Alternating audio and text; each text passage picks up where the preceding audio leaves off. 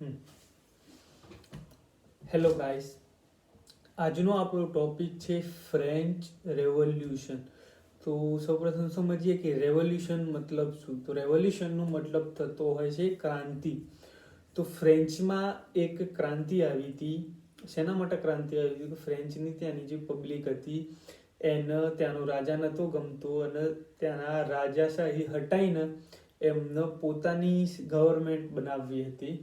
તો એના માટે ફ્રેન્ચ રેવોલ્યુશન સ્ટાર્ટ થયું. તો હવે એ પબ્લિકે કેમ એવું વિચાર્યું અથવા કેમ એમને એવું કર્યું, તો એના પાછળનું એક સ્ટોરી છે.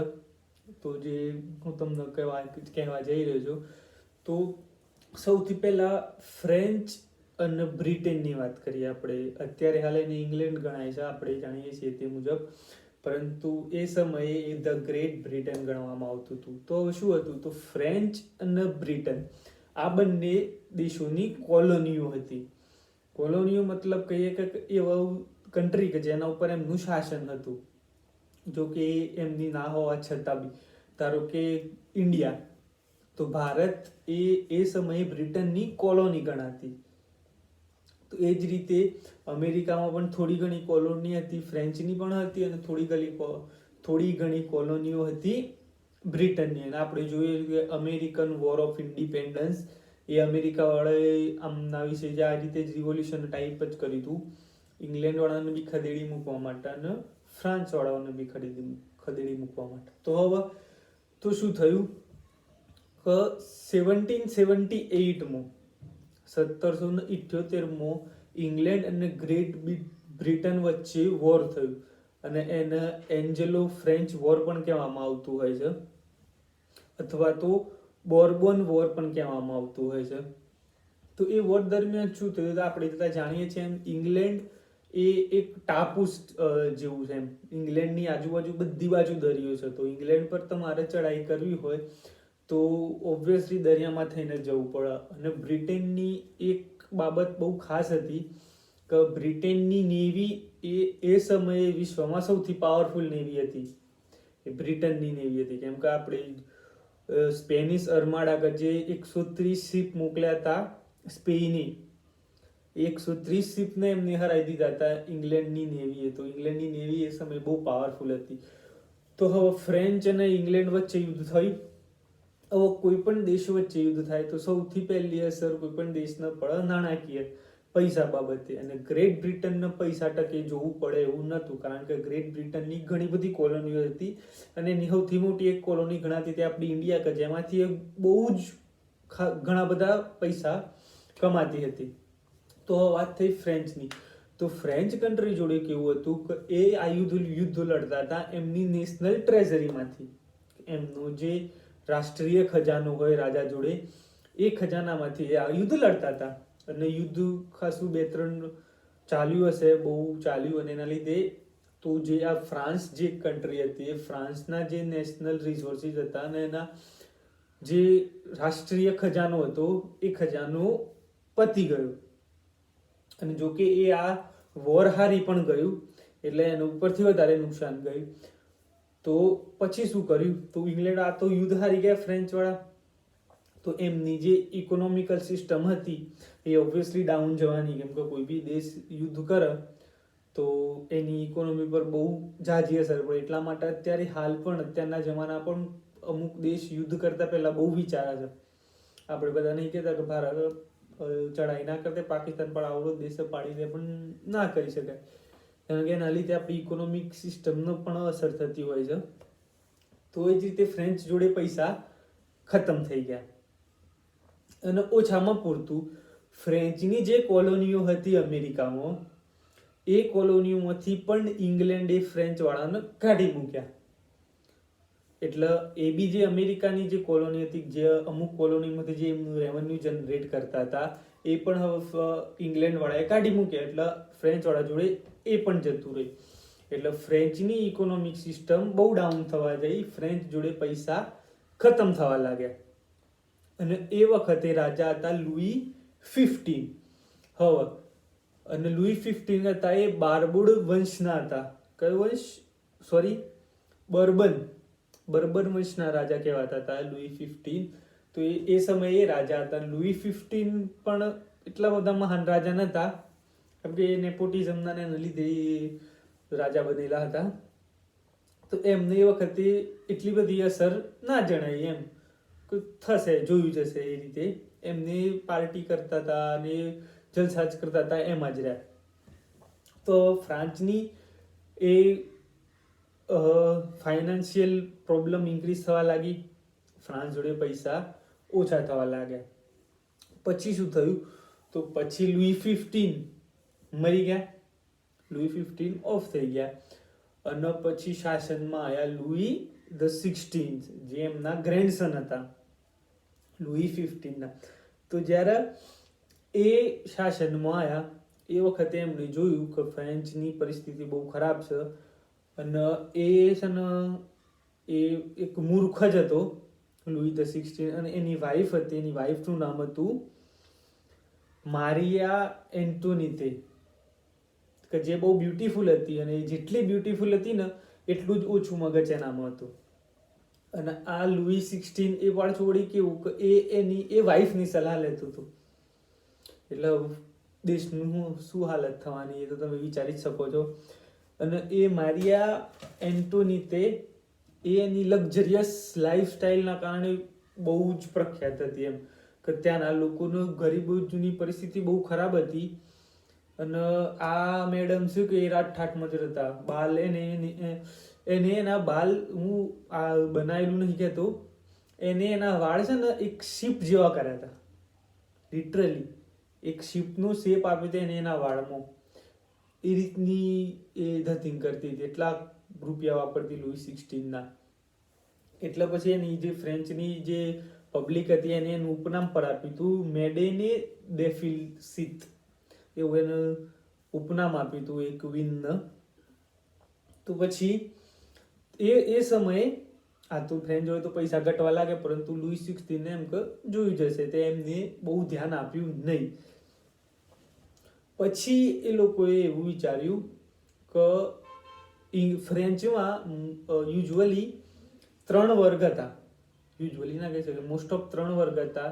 એક તો ફર્સ્ટ વર્ગ હતો કે ચર્ચ અને પ્રિસ્ટ વાળો, કે જેને ક્લર્જી કહેવામાં આવતા હતા, કે જેમાં ચર્ચના આવી ગયા, ફાધર આવી ગયા, ચર્ચની ટોટલ ઓથોરિટીઝ એ વર્ગમાં આવતી હતી, અને જેની પોપ્યુલેશન હતી બહુ ઓછી, 1,30,000 એટલી જ પોપ્યુલેશન હતી એ નોબિલિટી ક્લર્જીની. પછી સેકન્ડ ક્લાસ આવતો તો એ આવતો હતો નોબિલિટીનો. તો નોબિલિટીમાં કોનો સમાવેશ થતો? નોબિલિટીમાં રાજા, રાજ દરબારમાં જે બી હોય એ બધા, પછી રાજાના અંગત સભ્યો અને રાજાના જે કૌટુંબીઓ હોય એ બધા, પછી રાજા માટે જે કામ કરતો હોય એ બધા, તે બધા જણા આવતા હતા નોબિલિટીમાં, જેમની પોપ્યુલેશન હતી 3.5 લાખ, 3,50,000 એમની પોપ્યુલેશન હતી. અને થર્ડ કેટેગરીમાં આવતા હતા સામાન્ય નાગરિક, મિડલ ક્લાસ અને લોઅર ક્લાસ, અને જેમની પોપ્યુલેશન હતી 27 મિલિયન. 1 મિલિયન એટલે 10 લાખ, તો 27 મિલિયન એટલે કેટલા થયા? 2,70,00,000. મતલબ કે ફ્રેન્ચની જે ઓવરઓલ પોપ્યુલેશન હતી એની 98% પોપ્યુલેશન એ થર્ડ કેટેગરી વાળી હતી, મિડલ ક્લાસ એન્ડ પુઅર અથવા લોઅર ક્લાસ કહી શકીએ આપણે. તો શું થયું, તો એમણે ઓલરેડી એ રીતે એમાં કેવી સિસ્ટમ ચાલતી હતી કે જે ફર્સ્ટ 2 કેટેગરી છે, કે જે ક્લર્જી અને નોબિલિટી, એ એમને ટેક્સમાંથી ઘણું બધું રાહત મળતી હતી, કે ટેક્સમાંથી એમને ઘણી બધી રાહત મળતી હતી. ઓલરેડી એ રીચ હતા, એ છતાં પણ આમ જોવા જઈએ તો અમીર વ્યક્તિને વધારે ટેક્સ ભરવો પડે, પરંતુ એ બંને અમીર હોવા છતાં બી સૌથી ઓછો ટેક્સ, આમ ન જેવો ટેક્સ એ ભરતા હતા. અને જ્યારે થર્ડ કેટેગરી હતી કે જે મિડલ ક્લાસ અને પુઅર હતા, એ વ્યક્તિઓને વધારે પડતો ટેક્સ ભરવો પડતો હતો, અને જેનાથી એ લોકો કંટાળ્યા હતા. તો હવે શું થયું કે લુઈ 16 જોયું કે ફ્રાન્સની ઇકોનોમી ઘટી રહી છે, તો એના કમિટીવાળા બોલાયા, એના બધા મેમ્બર બોલાયા, એના સલાહકારને બોલાયા, અને એમને પૂછ્યું કે હવે આપણે ફ્રાન્સની પરિસ્થિતિ આવી થઈ રહી છે તો આપણે શું કરીએ? તો એને સિમ્પલ કીધું કે ટેક્સમાં વધારો,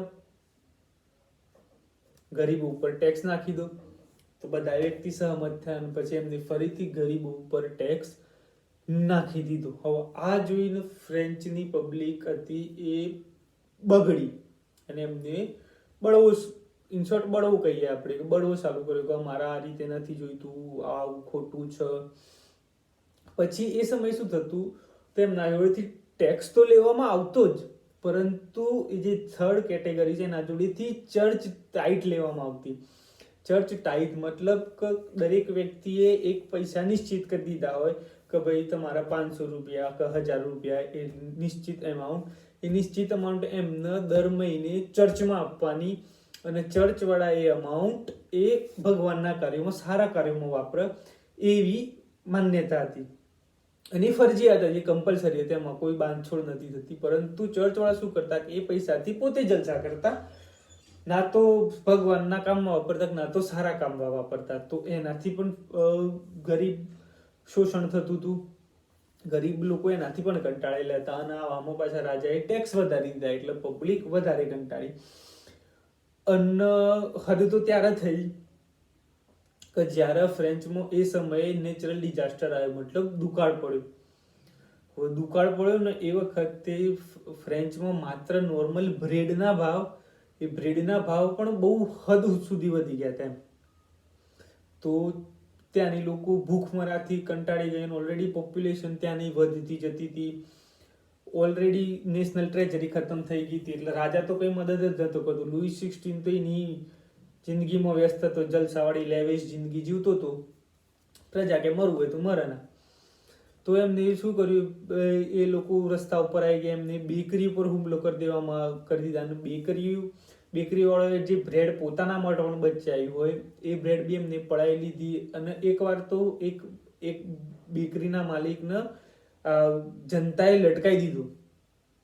હવે આટલું હદ સુધી કર્યું ને એટલે એને એવું થયું કે સારું, પરિસ્થિતિ ખરેખર ભયાનક છે. એટલે પછી એ લુઈ ધ 16 એસ્ટેટ જનરલ બોલાવ્યા. એસ્ટેટ જનરલ કે જે કિંગની એડવાઇઝરી કમિટી હતી.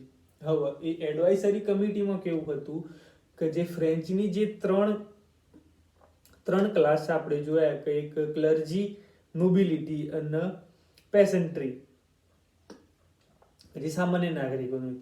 તો આ ત્રણેય કેટેગરીનો એક કેન્ડિડેટ અથવા એમનું કે એક રેપ્રેઝેન્ટેટિવ એ ત્યાં ગણવામાં આવતો.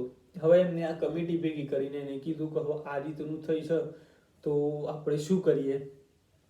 તો આ જે ફર્સ્ટ ટુ હતા એમને કીધું ભાઈ increase in tax on poor. હવે પુઅર પર ટેક્સનો વધારો કરવાનો. તો રાજાએ કીધું કે જે વ્યક્તિઓ આ નિર્ણયના તરફેણમાં હોય એ લોકો એમનો વોટ આપે.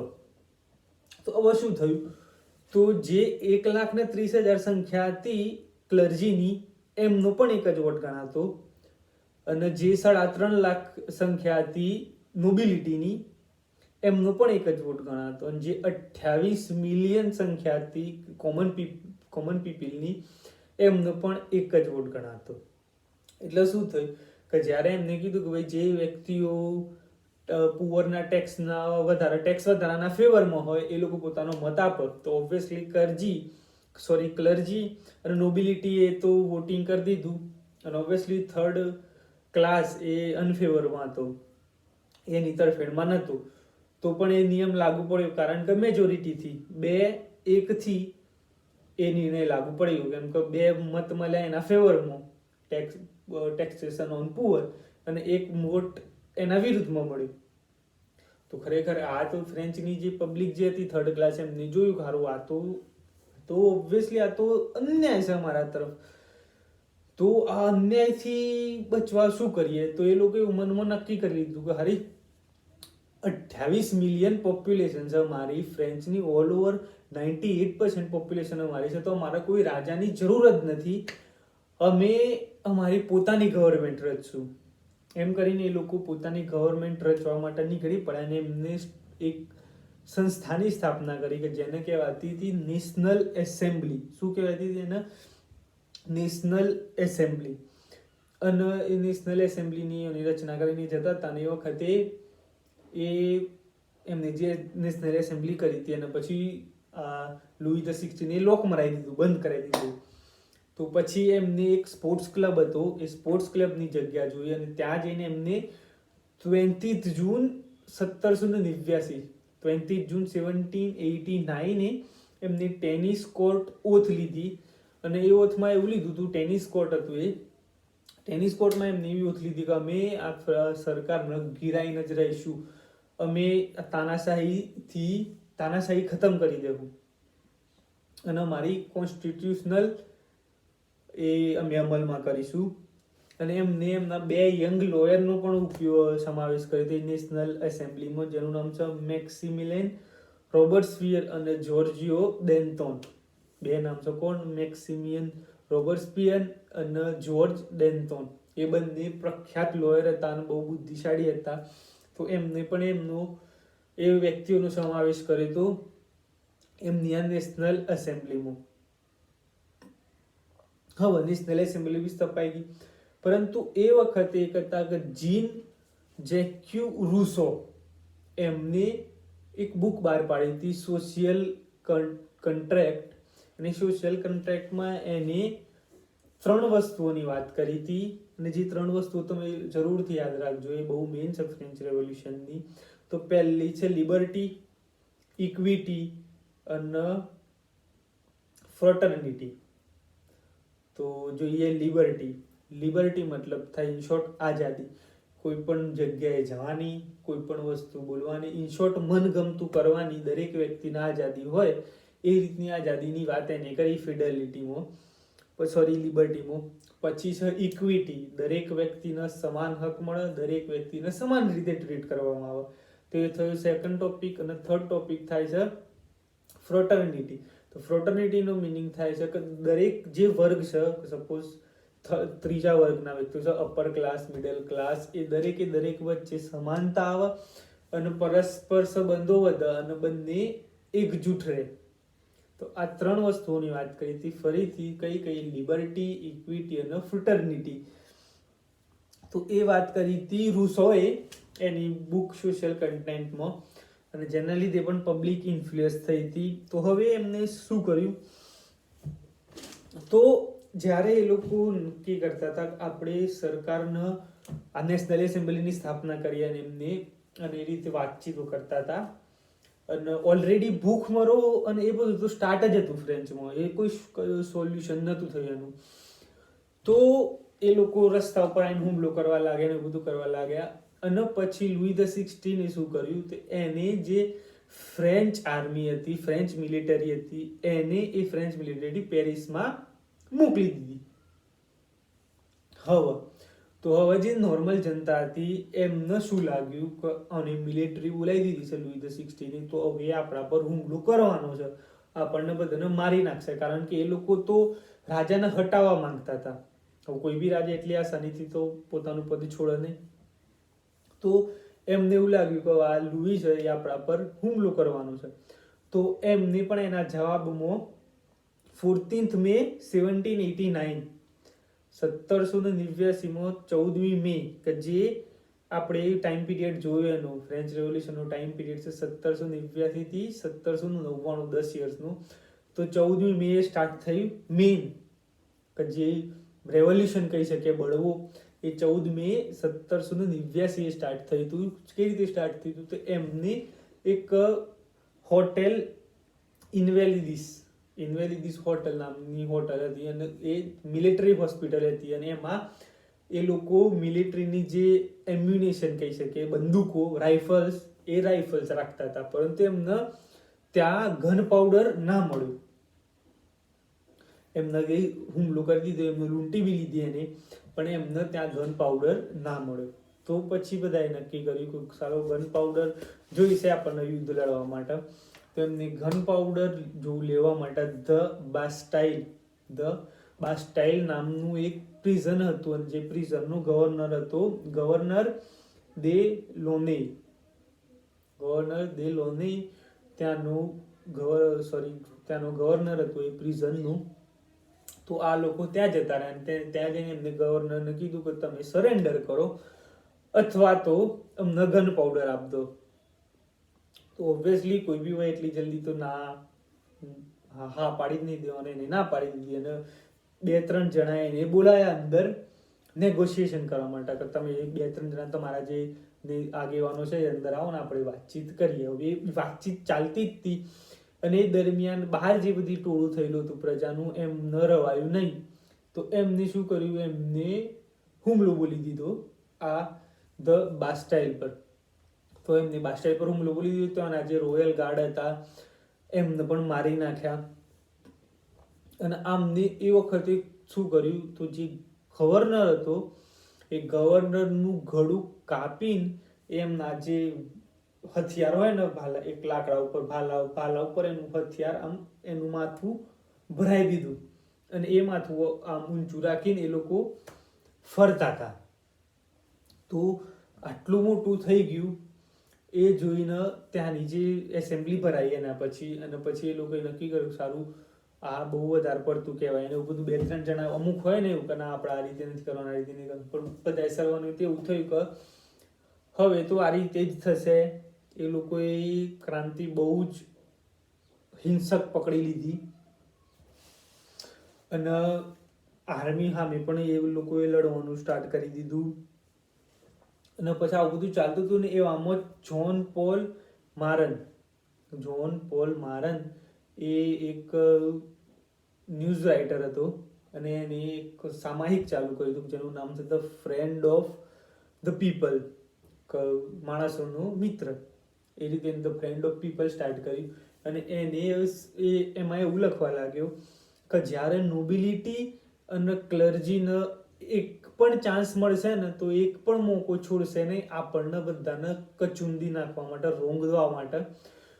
તો એના પહેલા એ લોકો આપણા ઉપર કોઈ હુમલો કરે કે આપણને રોંગી નાખે એના કરતાં તો આપણે એમને મારી નાખીએ.